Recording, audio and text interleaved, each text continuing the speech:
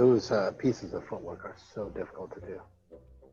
Especially rebalancing it out to the smaller and smaller action that you can, so that it's inside of the envelope that it needs to be able to help you really to utilize it to its full extent. Yeah.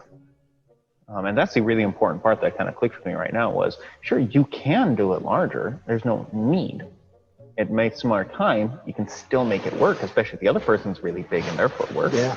But to really utilize that area, to truly master that measure and everything, and to allow it to maximize your capability, you need to take it smaller.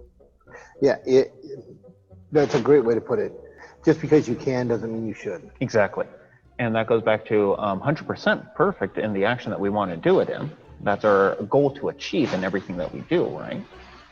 In training. That would be making that perfect size of your width of your foot. But if you make it too large, now you're in 70% training, not 70% of the fight. Explain that to me. What do you mean you're 70% in training?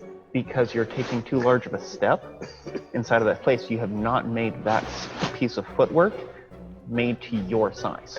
Okay, and so if I get this right, what you're saying is you're 70% perfect in training, which means you're 40 to 50 maybe in the fight. As opposed to 100% perfect in the training. So you're maybe 70% perfect in the fight. Yeah. So there's that deteriorating line. It's really amazing when you think that I don't need to be 100% perfect all the time, because nobody is. Mm-hmm. But I do my practice slow so that in practice I am perfect. And my body gets used to it so that when I need it, I don't think about it. Mm-hmm. We'll just keep talking and I'll ask a question. And I want you to, without thinking, just answer. Sure. So if you're training yourself so that you're always perfect in training, why does that make you so good in your fight? Because you've mastered your body. What's 2 plus 2? 4. Why? Why do you know that? Because I've done my math so often that 2 plus 2 is 4. And that means that anytime I move to the side, I move the width of my foot. Yep. So you have to train your footwork and your body to the point that you have trained your most basic of mathematics. Yeah. Because the martial arts, the music, the astronomy, and the mathematics, and dancing are all aspects of the same thing. Mm-hmm. They're the science. That's what makes it so much fun to play with it, because then once I have my science interacting with your science, it's like mixing 2 different materials. And so we're beginning to kind of see what that alloy of action is. I know what the chemical reaction will be of me, but I don't know what it's going to be of you when I mix them. But I can start to get an idea through my roadmap. Oh, so what you could say there is your roadmap is your periodic table. Yeah.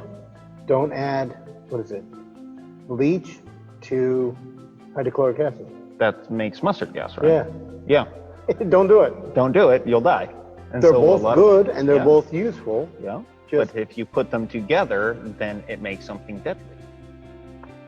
And if you aren't paying attention to your base material and your fundamentals, and you don't know how it's going to interact with somebody else's because you haven't read their map, you don't know what the outcome's going to be. And it could be deadly for you. Yeah. And that's why footwork is so important, so fundamental, but not sexy. And that's why it's hard to work on. Actually, this goes back to the game there of get out of your head and into your body. Yeah, very much so. What was it? Stop thinking so you can learn? Stop thinking, feel, because that's the only way you can learn. Yep. You have to think when you start it, because that's where we have the 4 levels of learning. You know what those are? Yeah. You have unconscious incompetence. You're doing it wrong. You don't know you're doing it wrong. You don't know you're doing anything wrong, so how could you possibly fix it? Conscious incompetence. You know you're doing something wrong. You're just not sure what it is quite yet. Right. conscious competence, you can do it right if you think about it. And unconscious competence, which is you no longer think about it, you're doing it right. And that's your 2 + 2. Yep. And no matter how good you are, anytime you pick up a new skill, you're right back to unconscious incompetence. And any time that you're even touching in with a new action, like we add a little piece, hey, I want you to do that exact same drill, try that with a tutovolta of the back foot. You're going back to a area like that would may even take you back to conscious competence, because you're now thinking you've done, you can, let's say you can do, you brought your tutovolta to a unconscious competence level, not there yet. And your fendentates at an unconscious competence level, closer.